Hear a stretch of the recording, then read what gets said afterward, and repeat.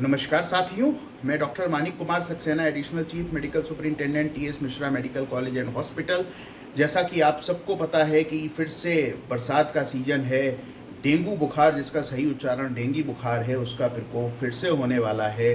और इसी विषय में एक मैंने वीडियो की श्रृंखला शुरू करी है, आरंभ की है, जिसमें पहले वीडियो में मैंने आपको बताया था कि डेंगी बुखार को होने से हम कैसे रोक सकते हैं। आपको बताया था डेंगी मच्छर के क्या लक्षण होते हैं, उसकी क्या विशेषताएं होती हैं, और अगर वो हमको पता हो तो हम डेंगी बुखार को होने से ही रोक सकते हैं। जैसा कि आप सभी समझते होंगे, prevention is better than cure. अगर बीमारी को होने से रोक लिया जाए तो बीमारी पे होने वाला खर्चा, उससे होने वाली पीड़ा और कभी कभी उससे होने वाला इरिवर्सिबल लॉस जैसे मृत्यु, इन सभी को टाला जा सकता है। तो कृपया उस वीडियो को देखिए। मेरे Facebook page health care by doctor Manik Kumar Saxena और मेरे यूट्यूब चैनल पे उपलब्ध हैं।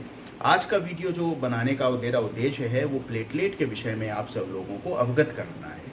क्योंकि डेंगी बुखार जब भी फैलता है तो मीडिया जनित कह लें या जो भी कारण कह लें, लोगों में सबसे ज़्यादा जो भय होता है वो प्लेटलेट को लेकर होता है। लोग प्रतिदिन प्लेटलेट की संख्या का इंतज़ार करते हैं अपने रोगी के, या अपने अगर खुद को डेंगी है कि कितनी है, और उसके आधार पर गंभीरता का अंदाज़ा लगाते हैं। तो इस भ्रांति को आज के वीडियो में मुझको दूर करने का प्रयास करना है। इसीलिए आपसे निवेदन है कि अगर आपको ये वीडियो समझ में आए तो अपने अन्य लोगों को भी भेजें, जिससे इस प्रकार का जो एक लोगों के मन में भय और आशंका बनी रहती है प्लेटलेट को लेकर, वह दूर हो सके।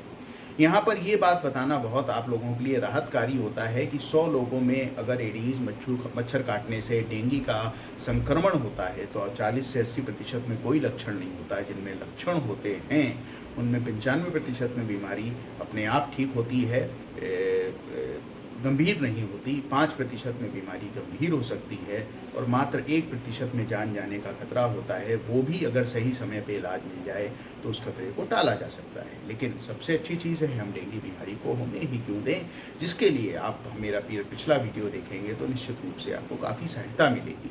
अब हम लोग प्लेटलेट की बात करते हैं साथियों। तो हमारे रक्त में, हमारे ब्लड में 3 किस्म की कोशिकाएं होती हैं। लाल रक्त कणिकाएं, रेड ब्लड सेल्स, जो हीमोग्लोबिन बनाती हैं। वाइट ब्लड सेल्स, श्वेत रक्त कणिकाएं, जो शरीर को संक्रमण से लड़ने में मदद करती हैं। और थ्रोम्बोसाइट्स यानी प्लेटलेट्स, जो रक्त का थक्का जमाने में मदद करती हैं। तो प्लेटलेट का रोल हुआ रक्त के थक्का जमाने में मदद करना। इसी वजह से प्लेटलेट की अगर कमी हो जाती है तो ब्लीडिंग होने की आशंका बढ़ जाती है। अब साथियों आगे बात करते हैं डेंगी बुखार का प्लेटलेट से क्या रिलेशन है।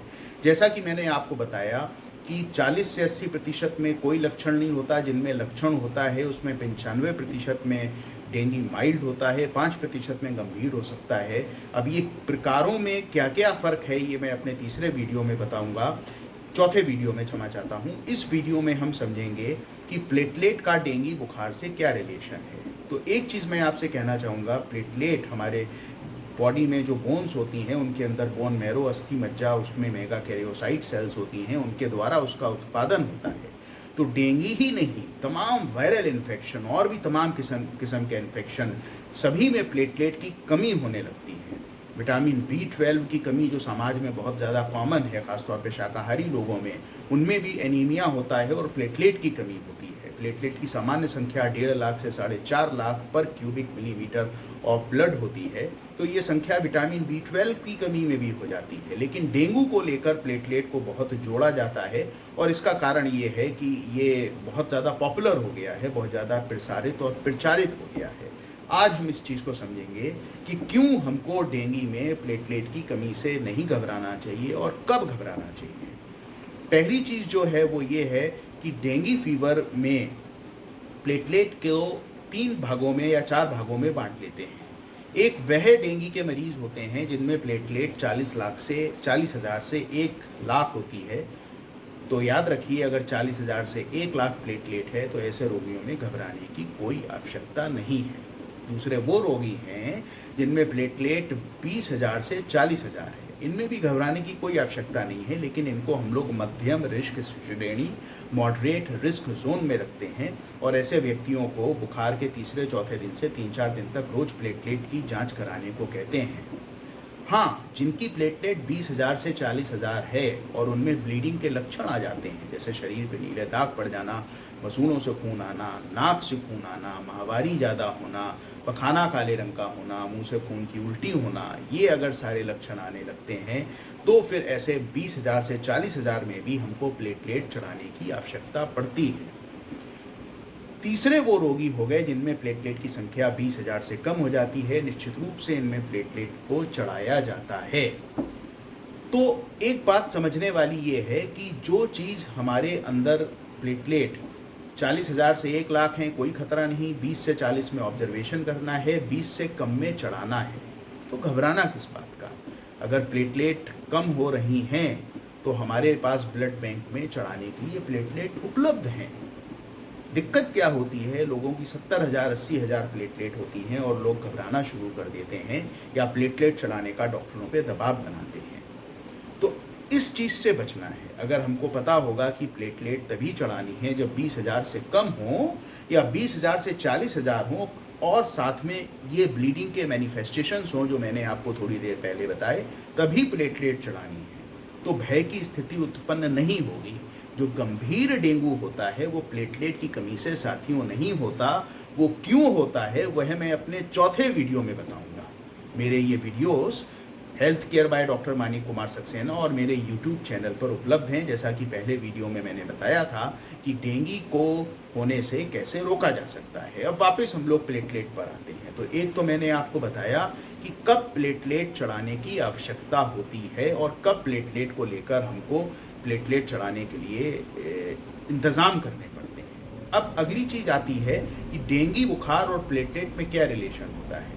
ज़्यादातर जो डेंगू के केसेस जिनमें लक्षण होते हैं, याद रखिए, उनमें पहले दूसरे तीसरे दिन बुखार आता है, 3 दिन बाद अमूमन का मतलब सामान्यतः 95% केसेस से ज़्यादा में जिनमें लक्षण हैं, बुखार आना बंद हो जाता है और प्लेटलेट गिरना शुरू हो जाती है। ये प्लेटलेट क्यों गिरती हैं?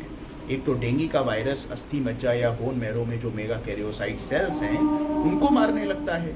जब उनको मारने लगता है तो उनसे प्लेटलेट का उत्पादन कम हो जाता है और डेंगू वायरस के अगेंस्ट हमारे शरीर में जो एंटीबॉडी बनती हैं वो एंटीबॉडी हमारी ब्लड के अंदर बनी हुई प्लेटलेट को मारने लगती हैं। तो एक तो प्लेटलेट का बनना रुक गया, दूसरा प्लेटलेट का मरना शुरू हो गया और ये प्रक्रिया चौथे, पाँचवें, छठे, सातवें दिन जारी रहती है। 8वें दिन आमतौर पर प्लेटलेट की संख्या गिरना कम हो जाती है, प्लेटलेट बढ़ना शुरू हो जाती हैं। तो ये चौथा, पाँचवां, छठा, सातवां और 8वां दिन ये प्लेटलेट की संख्या से महत्वपूर्ण है। तो अगर डेंगू है तो इन 5 दिन हम अपनी प्लेटलेट काउंट करा सकते हैं और जैसा कि मैंने कहा, अगर 20,000 से कम है तभी हमको प्लेटलेट चढ़ानी है।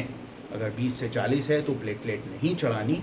हाँ, ऐसे केसेस में हम ध्यान रखते हैं कि प्लेटलेट के साथ साथ ब्लीडिंग मैनिफेस्टेशंस तो नहीं हो रहे। जैसे मैंने बताया कहाँ से ब्लीडिंग हो सकती है। और 40,000 से 1,00,000 वालों को तो कोई भी घबराने की आवश्यकता नहीं है। एक बार फिर कह रहा हूँ, डेंगू बुखार में जान प्लेटलेट की कमी से नहीं जाती साथियों। अगर प्लेटलेट 10,000 से भी कम रह जाती हैं तो बहुत कम ऐसे लोग होते हैं जिनमें इस तरीके का रक्त स्राव या ब्लीडिंग होती है जो प्राण घातक हो सकती है। तो ये बात अपने दिमाग से निकाल दीजिए कि डेंगू में अगर प्राण जाते हैं तो प्लेटलेट की कमी की वजह से जाते हैं, जा सकते हैं। अगर ब्लीडिंग प्राण घातक हो, वो अमूमन प्राण घातक तभी होती है जब प्लेटलेट 20,000 से कम या 10,000 से कम या 5,000 से कम हो और वो भी सब में नहीं, मात्र कुछ मामूली परसेंटेज में होती है। तो फिर जो बात मैंने दोहराई कि प्लेटलेट की कमी को लेके आतंकित होने की आवश्यकता नहीं है और आपको कोर्स भी समझाया कि डेंगू फीवर में किस दिन से प्लेटलेट गिरना शुरू होती हैं और किस दिन से वापस बढ़ने लगती हैं। तो ये साथियों प्लेटलेट के विषय में आपको बताया और डेंगू से उसका क्या रिलेशन होता है।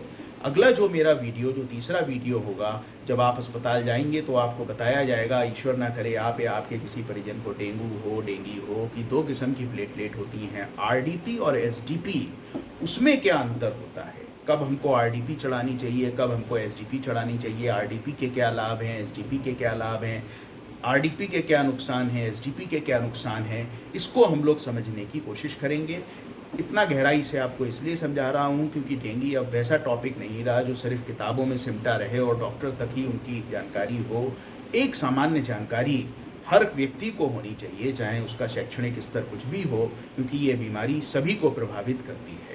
तो कृपया सजग रहें, स्वस्थ रहें। मेरे पहले वीडियो को देखें जिसमें देखें कि डेंगू फैलने से कैसे रोका जा सकता है, और अगर हो जाता है तो ये दूसरा वीडियो काम आएगा आपका।